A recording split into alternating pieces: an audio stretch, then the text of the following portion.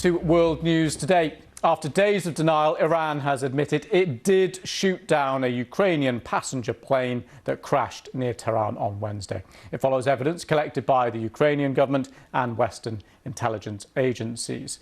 Protests have broken out in Iran. Here they are since the announcements. Many Iranians are just simply angry that the government lied to them for days. And one of the protests has been taking place at a university which some of the victims attended. A total of 176 people were killed when the plane was shot down. Around a third of those on board were Canadian citizens, and Prime Minister Justin Trudeau has spoken in the last couple of hours. He says he expects full cooperation and clarity from the Iranian authorities into what happened. Earlier this morning, I spoke with President Rouhani of Iran. I told him that Iran's admission that its own armed forces unintentionally shot down Flight 752 is an important step towards providing answers for families, but I noted that many more steps must be taken. A full and complete investigation must be conducted. Well, our diplomatic correspondent James Landell has more on Iran's admission and the international reaction. Almost from the moment the Ukrainian airliner crashed early on Wednesday morning, officials in Tehran furiously rejected the growing video and intelligence evidence suggesting it had been hit by an Iranian missile. Then today, an abrupt about-turn. In a flurry of social media postings, Iran's president spoke of a disastrous mistake. The foreign minister talked of human error. The ambassador in London apologised for misleading the media with wrong findings. On state TV, a senior Revolutionary Guard commander explained that Iran's air defences had been on high alert after the attack on US bases in Iraq.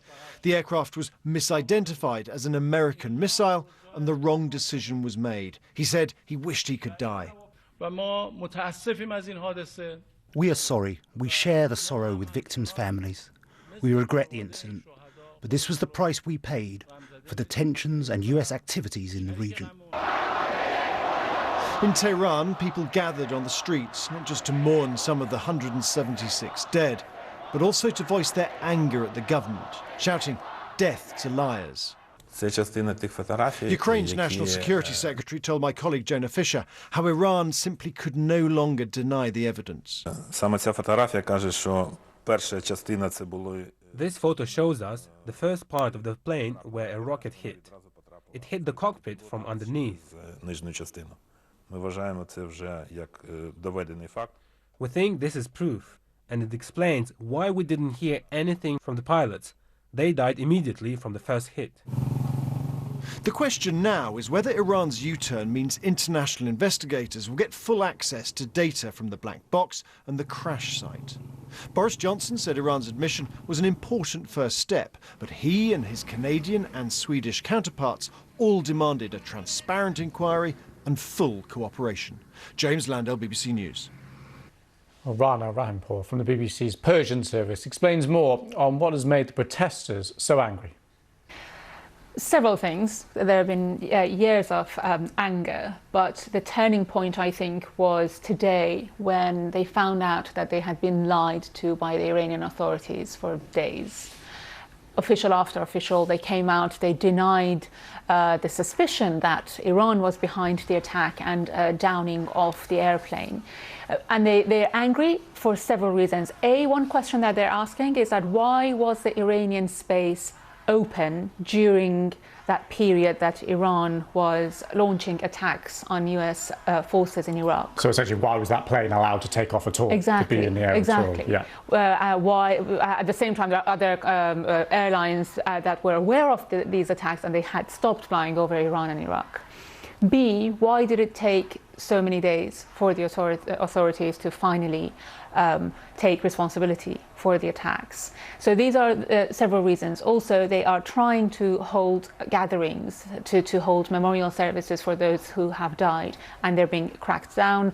A number of celebrities have called people to gather together tomorrow in certain famous squares in Tehran and other cities, but they have come under pressure and they have cancelled the invitation.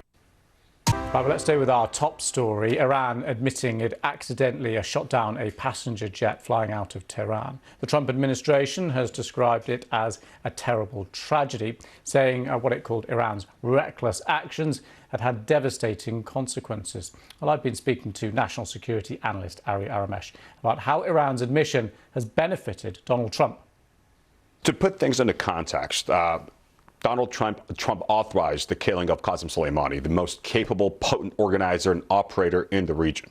The man who had managed to organize the most potent anti-American elements in Iraq and Lebanon and Syria, in Yemen, you name it, even in Afghanistan and so on and so forth. A lot of our allies were not very happy with President Trump, not just because of this, because of his rhetoric, anti-NATO, anti-this, from Justin Trudeau, our neighbor to the north, all the way to the United Kingdom, to Germany, France. After killing Soleimani, a lot of our friends and allies were thinking this was not the wise thing to do because this can wreak havoc in the region. Well, the Islamic Republic of Iran will never miss an opportunity to miss an opportunity. They launched missiles. Thankfully, no one got killed. And then they shot down an airliner that they thought was a cruise missile. And they try to cover it up, and always the cover-up is always worse than the crime. They try to cover it up, and now they have to admit fault. This is, the ball is now in their court. President Trump's taking a back seat and trying to see what he can do. At the same time, he hasn't been that successful foreign policy-wise, but right now, again, the pressure on the Iranian regime and their miscalculations and sort of misfeasance and malfeasance has led into sort of a couple of winning factors for the president. So this hugely plays into Donald Trump's hand. Interesting that the White House, Donald Trump, haven't made so far big political hay out of this. They haven't been on Twitter. They haven't been out talking about it. They've kind of kept a silence. That's obviously a deliberate strategy. It is. And the president, he's a very atypical president. On the one hand, he's very unpredictable. Give you an example, a couple of months ago when the Iranian government shot down an American drone over friendly skies, we all expected the president to come down harsh and hit hard. He didn't. He showed restraint. He bought himself a lot of goodwill. Then again, after Iranian missile attacks against Aramco, the Saudi oil company, everybody thought there was going to be a U.S. reaction. None. Before the attack against the U.S. base, which resulted into killing Qasem Soleimani, over the course of the last 2-3 weeks, there had been 12 missile attacks against American interests and American bases without casualties. Again, he held his tongue and held his trigger. So Trump has pursued a policy of maximum pressure, a lot of sanctions, hurt a lot of people, but also put a lot of pressure on the Iranian regime. On the other hand, he's been unpredictable. When we least expected, he pulled the trigger and killed Qasem Soleimani.